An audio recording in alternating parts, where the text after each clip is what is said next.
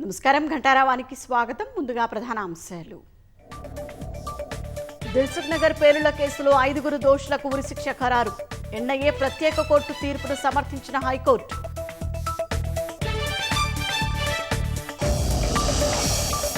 High court తీర్పుతో బాధితులు హర్షం. ఉరిశిక్ష విధించడంతో మిఠాయిలు పంచుకుంటూ సంతోషం.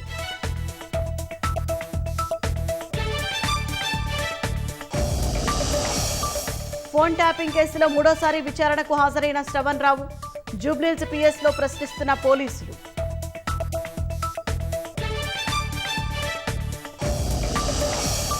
కామారెడ్డిలో కల్తీ కల్లు ఘటనలో 65కు చేరిన బాధితుల సంఖ్య. కల్లు డిపో సీజ్, 6గురిపై కేసు నమోదు.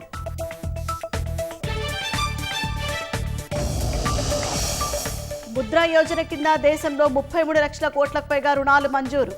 పథకాన్ని సమీక్షించి మరింత మెరుగుపరుస్తామన్న ప్రధాని మోదీ.